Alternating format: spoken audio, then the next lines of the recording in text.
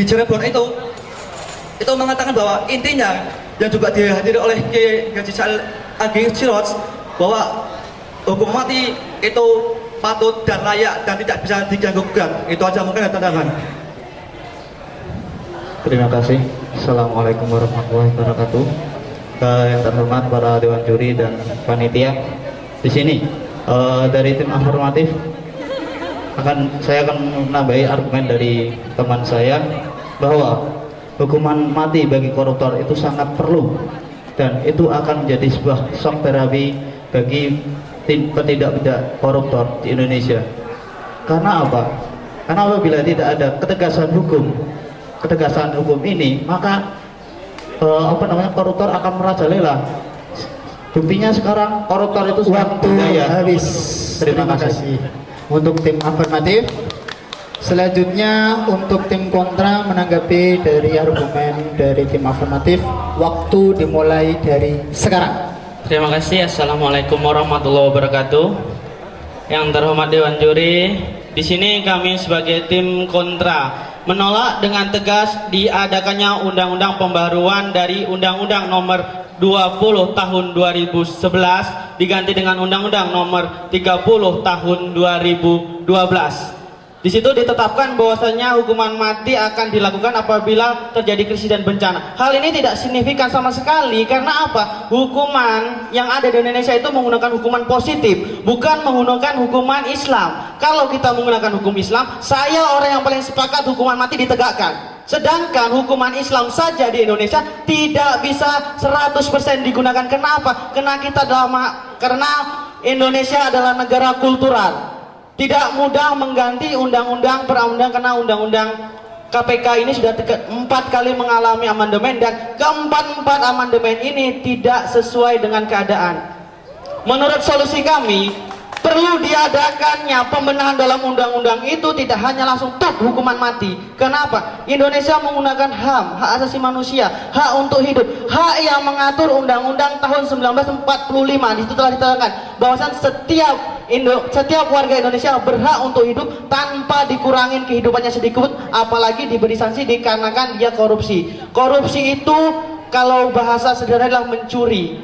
Kata mencuri sebaiknya bisa agak dibatasi dengan hukuman mati.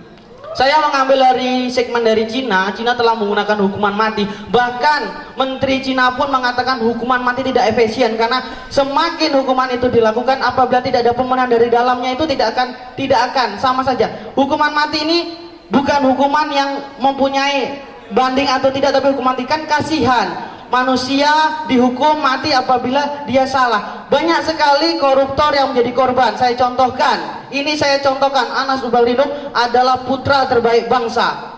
Semua orang mengakuinya. Tapi kenapa di saat dia korupsi tidak ada satupun dari partai manapun yang notabene adalah partai dia sendiri.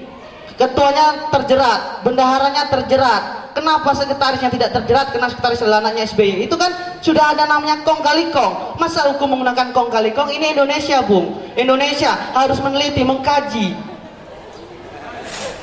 Oke, mungkin ada tambahan dari sahabat saya. Terima kasih. Assalamualaikum warahmatullahi wabarakatuh. Yang terhormat Dewan Juri dan Panitia penyelenggara debat Fakultas Syariah. Jadi di sini saya katakan sekali lagi kepada tim afirmatif bahwasanya tidak sepakat diadakannya hukuman mati terhadap koruptor. Karena apa? Kita mengingat bahwasanya negara kita ini negara hukum, akan tetapi bukan hukum Islam yang diterapkan di negara Indonesia. Oleh karena itu, saya tetap berpendapat bahwasanya hukuman mati itu bisa dikenakan ketika hukuman kisos ataupun ketika orang membunuh seseorang, maka imbal baliknya orang yang membunuh tersebut bisa keluarganya untuk kembali membunuh. Akan tetapi alangkah lebih baiknya ketika orang yang membunuh tersebut itu dipenjarakan atau disesuaikan dengan undang-undang yang telah ada ataupun aturan hukum di negara tersebut, bukan dengan aturan hukum di negara Arab yang notabene yaitu hukum Islam tersebut. Terima kasih. Terus yang selanjutnya, jika hukuman mati itu diterapkan di negara Indonesia, itu sangat tidak sesuai sekali. Karena apa? Seorang korupsi memang benar itu merampas hak rakyat, ataupun bisa dikatakan korupsi itu sudah membuat rakyat itu miskin. Waktu telah habis. Terima kasih tim kontra. Selanjutnya dari silakan untuk apa dulu. Selanjutnya dari tim afirmatif untuk menanggapi dari argumen tim kontra. Waktu dimulai dari sekarang. Baik, terima kasih. Tadi tim kontra bilang korupsi itu hukuman mati bagi korupsi itu melanggar HAM. Yang saya tanyakan sekarang, apakah yang korupsi itu tidak mengambil hak HAM dari orang-orang kecil? Sekarang contohnya hak mereka untuk sekolah ternyata sudah diambil oleh orang-orang yang korupsi. Dikorupsi, dana pendidikan dikorupsi, dana kesehatan dikorupsi, dana haji pun dikorupsi. Apakah ini akan terus menerus apabila tidak ada shock terapi yang sangat kuat? Dan saya yakin apabila tidak ada sebuah hukum yang sangat tegas di Indonesia ini, maka korupsi akan terus merajalela dan akan lebih membudaya lagi.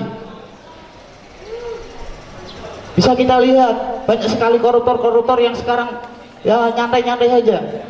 Walaupun dia di penjara, dia nyantai. Tidak ada sebuah yang yang buat mereka itu kapok. Bahasa kasarnya itu kapok. Ya, kemudian sahabat kontra juga bicara di Cina sudah menerapkan hukum mati bagi koruptor, tapi masih tetap banyak koruptor. Tapi setidaknya itu mengurangi dan semakin baik ke sini. Dan perekonomian di Cina itu semakin baik sekarang karena adanya hukuman itu. Nah sekarang apakah Indonesia akan menerapkan itu? Ya saya rasa itu sangat efisien untuk hukuman mati bagi koruptor, karena itu sangat buat kapok para koruptor. Mungkin akan ditambahi oleh. Ya, terima kasih. Perlu diketahui ketika dengan melihat King ND ya kan, ketika itu pembicaraan Abang Samad sedikit menukil dari puisi Taufik Ismail bahwasanya ketika negara Cina itu ketika korupsi itu dipotong kepalanya, dan negara Arab Saudi dipotong tangannya, dan Indonesia itu dipotong masa tahanannya. Apakah itu adil? Itu tidak. Maksudnya kan saya kan harus juga harus dibunuh dengan cara apapun. Maksudnya yang harus dimatikan dengan cara-cara yang manusia juga, tidak harus dengan ininya gini. Ketika memang ada dua ida istama amaf sedatin itu kan, ketika ada dua kemudaratan yang saling bersamaan, maka ambillah suatu yang lebih kecil. Menurut saya adalah ketika hukuman mati diterapkan ini adalah lebih kecil mudaratnya daripada membiarkan koruptor itu masih hidup. Lebih baik kita membunuh satu orang koruptor daripada kita membunuh seluruh rakyat Indonesia dengan cara korupsi. Itu jadi ida istama amaf sedatani itu dari yang saya juga agak lupa, maka ambillah satu yang lebih kecil mudaratnya. Menurut saya inilah yang lebih kecil, maka wajib hukumnya ketika saya yakin ketika pemerintah sekarang akan sudah diundangkan, namun belum diundangkan, namun saya yakin suatu saat akan diterapkan dengan berbagai alasan, walaupun dengan berbagai caci maki, dengan berbagai argumen-argumen yang sampaikan itu kan. Terus bahwasanya hukum Indonesia itu bukan hanya dari ada hukum Indonesia itu terdiri dari hukum adat, hukum Belanda, dan hukum Islam itu kan. Jadi tadi hanya mengatakan bahwa hukum positif itu terdiri dari hukum itu ya. Jelas itu salah ya. Jadi hukum itu diambil dari tiga sifat, yaitu hukum adat, hukum Islam, dan hukum Belanda. Itu saya yakin ketika banyak mengambil dari mengadopsi hukum Islam, dari hukum positif itu mungkin cukup. Oke, terima kasih. Waktu masih berapa detik? Ya mungkin itu aja. Saya sangat tetap afirmatif dengan pendapat saya dan tetap tidak akan murtad dari pendapat saya yang afirmatif gitu. Oke, terima kasih. Waktu habis. Dipersilakan untuk tim kontra menanggapi tim afirmatif. Waktu dimulai dari sekarang. Oke, baiklah, terima kasih. Di sini saya ingin memaparkan dulu bahwasannya Indonesia sudah mempunyai budaya korupsi. Budaya yang dilakukan Indonesia itu bukan tanpa sengaja. Orang korupsi itu bukan dia tidak mengerti apa yang dia korupsi, tapi dia sebenarnya mengerti. Hati kecilnya tuh paham. Saya berikan Anda satu pandangan, bersama-sama kita saling belajar bahwasannya sebelum pejabat kita menduduki suatu jabatan, mereka harus sudah dituntut untuk membayar. Bahkan dia harus mengeluarkan uang miliaran rupiah. Setelah dia menang, wajar, manusiawi dia tuh manusiawi, bukan hewani dia. Dia otomatis akan mengembalikan harta yang pernah ia kembalikan. Namun pandangan dia salah, dia mengambil haknya bukan itu. Itu yang membuat saya agak setuju. Tapi di sini kami menegas bukan tidak setuju apabila langsung dihukum mati. Ada pembejaran. Kita harus mengalami suatu proses di sini. Ada tahapan. KPK pun sudah memberikan kinerja yang sangat bagus, itu dibuktikan dari pertama Antasari, dari pejabat-pejabat tinggi yang dia ambil. Karena dia mendapatkan kasus pembunuhan Nasaruddin, maka dia lengser. Tahun 2011 naik Abrahman Samad. Dia adalah sosok ketua KPK yang sangat tegas, sikapnya sangat membumi. Bahkan kita ketahui di sana dia sudah banyak mengalami pemecahan-pemecahan menyelesaikan korupsi. Tolong tunggu sebentar, ada proses di situ. Tolong jangan gegabah mengambil undang-undang. Tolong untuk itu tolong jangan mudah mengambil. Biarkan KPK dulu mengerjakan dengan undang-undang yang masih ada, yang masih bisa digunakan tanpa harus membunuh. Karena kita hukum yang sedikit saya tambahkan tadi, hukum adat dan hukum Belanda, maksudnya hukum positif di sini.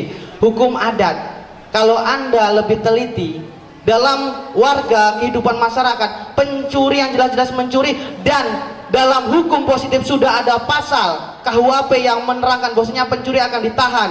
Tapi kena hukum adat dia ada namanya toleransi, musyawarah mufakat digunakan di situ, sehingga apa? Tidak langsung masuk ke hukum positif. Apalagi untuk membunuh, otomatis hukum adat itu sebaiknya jangan terlalu gegabah di situ ya. Itu mungkin pandangan dari saya. Solusi saya mungkin agar lebih bisa memiskinkan atau mengucilkan sekucil-kucilnya lah dulu. Seandainya cara itu tidak bisa dilakukan, baru hukum mati. Seperti itu. Mungkin ditambahkan dengan teman saya. Sekian, terima kasih. Baik, terima kasih. Di sini saya sepakat dengan argumen teman kami, yaitu tetap dalam kontra atas adanya hukuman mati di Indonesia. Karena apa? Saya rasa Indonesia ini sudah menerapkan hukum yang tepat, jelas, dan tegas. Karena apa? Saya mengatakan begini, Indonesia kita sama-sama mengetahui seorang koruptor. Kita kemarin pernah melihat di TV bahwasanya Gayus Tambunan itu dihukum 20 tahun penjara. Lutfi Hasan yang korupsi masalah daging sapi itu dihukum 16 tahun. Dan saya rasa hukuman 16 tahun itu sudah membuat efek jera bagi koruptor-koruptor yang akan melakukan lagi. Maksud kami, orang-orang yang menduduki di kursi panas di Jakarta tersebut, insya Allah sudah akan beliau itu efek jerahnya di situ. Karena melihat kalau umur daripada Lutfi Hasan sekarang 40 ditambah 20 tahun, artinya 60 tahun baru bisa keluar. Dan 60 tahun insya Allah Lutfi Hasan sudah tidak bisa berjalan. Begitu. Terima kasih. Dan selanjutnya saya katakan bahwasanya tidak setuju dengan hukuman mati di Indonesia. Kenapa? Ya, saya rasa ketika kita menerapkan hukum mati di Indonesia itu tidak sesuai dengan kesepakatan dan undang-undang yang telah ada di Indonesia. Karena Indonesia bukan negara Islam, tapi negara hukum. Terima kasih. Waktu habis. Terima kasih sekali lagi. Beri aplaus kepada kedua tim. Selanjutnya yaitu sesi tanya jawab ya. Sekali lagi saya pertegas, tim afirmatif memberikan pertanyaan yang mungkin dianggap paling penting kepada tim kontra, dan nantinya tim kontra memberikan pertanyaan pula kepada tim afirmatif. Waktu menjawab masing-masing 4 menit lebih 20 detik ya. Sudah paham semua? Siap? Pertanyaan saya persilahkan kepada tim afirmatif untuk dijawab oleh tim kontra. Silakan. Terima kasih atas waktunya. Pertanyaan saya cukup singkat dan jelas. Menurut Anda, membunuh satu koruptor atau menyengsarakan ribuan masyarakat? Tolong jawab dengan jelas dan argumen. Nanti silakan tim kontra untuk menjawab 4 menit lebih 20 detik dimulai dari sekarang. Terima kasih, pertanyaan sangat luar biasa. Membunuh satu koruptor atau menyusahkan ribuan rakyat. Di sini saya akan memberikan paradigma positif bahwasannya koruptor melakukan kejahatan, korupsi, pencurian, dia apabila sudah tertangkap, serupiah pun uangnya akan dikembalikan ke negara dan aset dia akan dikembalikan ke kas negara. Itu membuktikan bahwasannya negara akan mengembalikan ke tiap-tiap mana dia mengambil uang tersebut. Namun di Indonesia kita tidak dijelaskan di situ. Cuma yang dijelaskan koruptor jahat, koruptor merugikan rakyat, koruptor membunuh. Sekarang kita ketahui berapa ribu masyarakat yang sudah turun ke jalan untuk mengaspirasikan koruptor dibunuh? Tidak ada.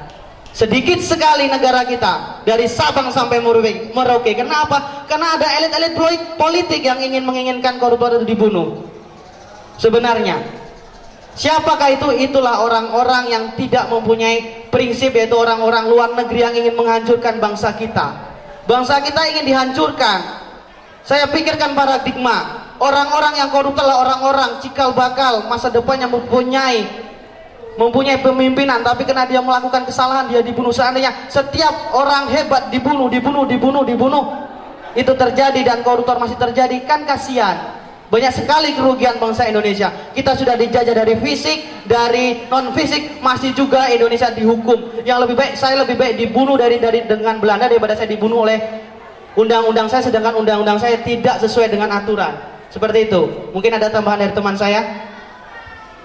Terima kasih. Sedikit menambahkan, saya perjelas kembali bahwasanya tidak sepakat kalaupun seorang koruptor yang merugikan banyak masyarakat, negara bahkan, itu dihukum mati.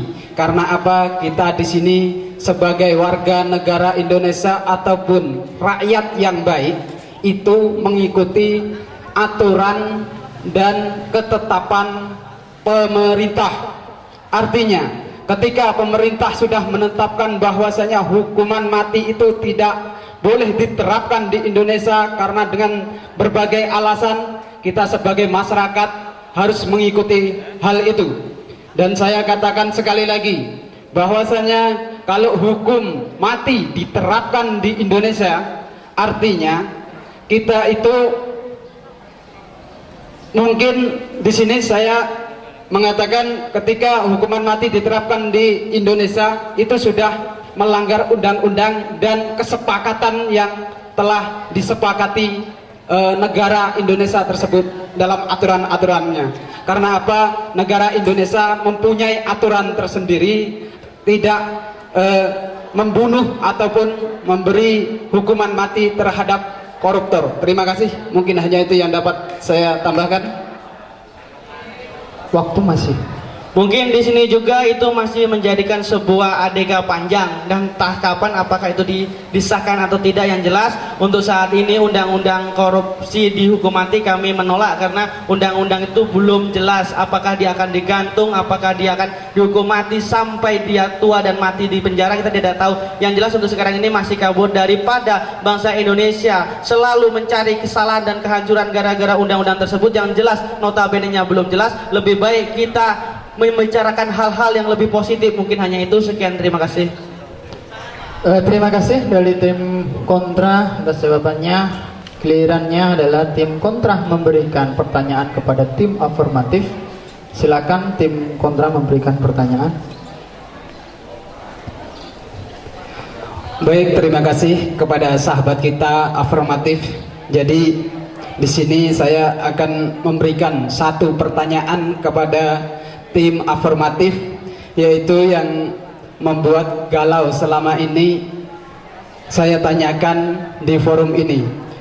Jadi begini, ketika sahabat mengatakan hukum mati itu hukum yang pas diterapkan di Indonesia, ataupun yang bisa membuat efek jera daripada koruptor-koruptor yang telah menghabiskan uang negara dan uang rakyat, dan rakyat pun menjadi miskin. Pertanyaan saya, apakah sahabat bisa menjamin jika hukuman mati diterapkan di Indonesia, koruptor itu tidak akan ada kembali? Terima kasih.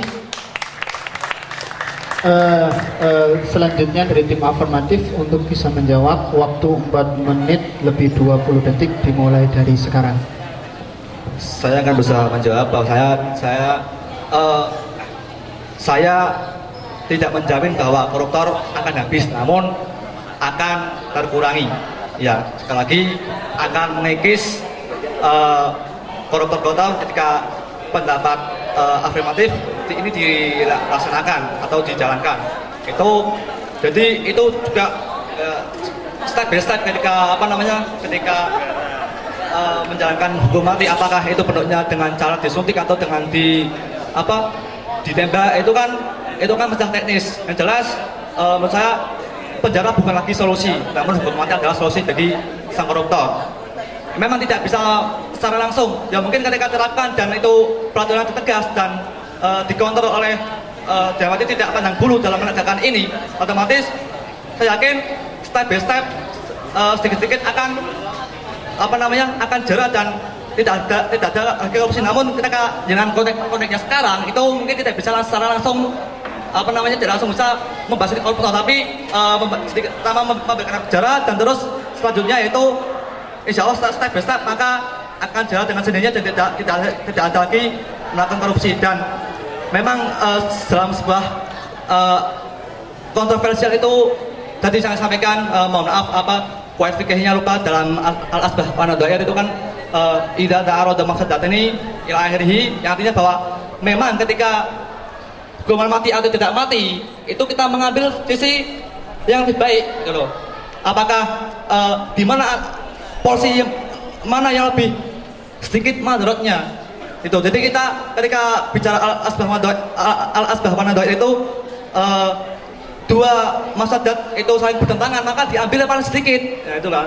Nah, yang sedikit itu menurut saya adalah ketika korupsi itu dihukum mati, itu titik. Adapun argumen jenengan yang ketika ketika dan sebagainya yang tadi dikemukakan tadi, saya juga sangat menolak sekali, dan itu mungkin hadisnya ada dasar sangat dhaif, itu sangat lama sekali. Yang jelas apapun argumen jenengan, seharusnya kita sebagai mahasiswa harus bisa menerima, bukan menerima agama jenengan, tapi menerima masukan jenengan untuk bagaimana sebelum disahkan benar-benar dilaksanakan ini, belum dilaksanakan hukuman ini benar-benar ditinjau ulang dari segi sosiologis, juridis dan sebagainya, itu ditinjau ulang sebagai masukan dari apapun yang masukan tadi itu. Jadi sangat sepakat sekali, apalagi kita sebagai ormas, mohon maaf ketika Nahdlatul Ulama sebagai ormas masyarakat terbesar di Indonesia itu aja kita sepakat dengan hukuman mati sebagaimana yang dikutip dalam Basul Masail ketika di Cirebon, itu kan sangat mendukung sekali dengan berbagai metode ijtihad yang dilakukan oleh ulama-ulama, dengan metode ijtihad NU dengan Basul Masail tadi yang dilakukan di Palembang, itu sangat mendukung dengan hukuman mati koruptor karena memang sangat menyengsarakan dan sebagainya. Itu aja mungkin tambahan. Terima kasih. Saya akan memperkuat dari pendapat sahabat saya dari tim afirmatif, di mana dalam konteks sekarang apabila emang itu terapkan hukuman mati, itu saya sangat setuju. Dan untuk jaminan, apakah kita akan menjamin apabila hukuman mati itu diterapkan dan semua koruptor akan hilang? Ya mungkin kalau jaminan saya tidak bisa menjamin, karena jaminan itu sangat berat. Tapi setidaknya itu akan mengurangi tindak pidana koruptor itu sendiri. Contohnya di Cina sendiri bisa dikatakan menindak hukuman mati itu itu menjadi sebuah nilai positif, yaitu perekonomian mereka itu meningkat. Seperti itu. Dan mungkin apabila kita lihat dari segi HAM lagi, itu kan juga lebih baik, karena daripada menyengsarakan rakyat yang banyak, ribuan, bahkan ratusan juta. Habis waktu. Terima kasih. Terima kasih sekali lagi. Mari kita berikan aplaus kepada kedua tim atas jawaban-jawaban yang sangat rasio menurut mereka dan buat kita pula. Maka kami selaku dari panitia akan menyerahkan sepenuhnya penilaian dari Dewan Juri, ya. Terima kasih atas waktunya. Sebelum rekap dimulai, pengalaman kemarin ada hal-hal yang tidak kita inginkan, yaitu terkait keabsahan dari penilaian juri. Untuk itu kami mohon dari penilaian ini ada saksi-saksi yang ditunjuk dari beberapa kampus yang ada di sini. Oke, ya, terima kasih atas masukannya. Ya, kepada Mas Joko saya ucapkan terima kasih. Ini sebagai koreksi bagi kami pula. Sekali lagi ya, berikan aplaus kepada tim afirmatif sebelum mereka turun dari panggung perdebatan. Oke, saya akan minta beberapa saksi dari kampus lain untuk bisa melihat atau ikut menghitung, mengakumulasi jumlah poin yang telah diberikan oleh ketiga dewan juri kita. Ya, mungkin dari pihak yang berdebat pula, ya, sehingga nantinya biar tidak, mungkin dari perwakilan dari Jambi, ya, bisa lihat, atau kampus lain yang nantinya bisa, oke, ya, atau yang kampus lain mau di sini untuk bisa menjumlah pula sebelum nantinya kita umumkan siapa yang menjadi juara di antara kedua tim yang baru berdebat tadi. Man, perwakilan 3 kampus, Man. Oke, 3 kampus, masukkan lagi 3 kampus. 3 kampus yang akan menjadi saksi. Pembawa acara, Oke. kami dari saya pribadi ya, untuk bagi pembelajaran buat kita seluruh mahasiswa, karena ini lomba debat, kita di sini semuanya belajar supaya tidak terjadi kata-kata yang tidak kita inginkan, pikiran-pikiran kita pendam yang tidak dikeluarkan menjadi hal-hal yang buruk di pikiran kita. Mungkin bisa ada ke depannya. Oke. Karena ini dalam rangka kita sebagai mahasiswa untuk pembelajaran bagi adik-adik kita, kami harapkan di sini supaya kita bisa menjadi lebih baik di waktu kita berbicara, di waktu kita lomba debat yang akan datang. Jadi saya harapkan kalau mendapatkan restu dari teman-teman dan dewan juri, bahwasannya acara ini kita berikan penilaian yang apa sih kelebihan dari kelompok ini, kenapa kita memberi nilai seperti ini. Jadi sesuatu itu harus kita pertanggungjawabkan untuk pelajaran anak-anak, untuk pelajaran adik-adik kita, untuk pelajaran seluruh mahasiswa, apa kekurangan, apa kelebihan kita. Ya kan? Jadi tidak ada timbul curiga ketika juri A mengatakan seperti ini, berarti dia menilai, oh ini kelebihannya, ini kekurangannya. Ini supaya dan agar kita seluruh mahasiswa, seluruh adik-adik kita menjadi lebih baik dalam berbicara, bisa mengambil pelajaran apa yang telah dikatakannya, apa yang salah, apa yang kurang. Terima kasih, sekian dari saya. Wassalamualaikum warahmatullahi wabarakatuh. Sebuah masukan yang sangat berharga bagi kami dan juga bagi kawan-kawan. Semoga masukan tadi bisa memotivasi kita selalu bisa berkata benar, selalu bisa maju dan mengatakan yang hak dan yang batil. Oke, nantinya kami juga akan meminta pertanggungan dari dewan juri. Kenapa beliau-beliau memberikan nilai dari beberapa poin yang telah diberikan, apa kelebihannya dan apa kekurangannya. Nah, itulah salah satu masukan dari senior kita ya. Sebelum penjumlahan selesai,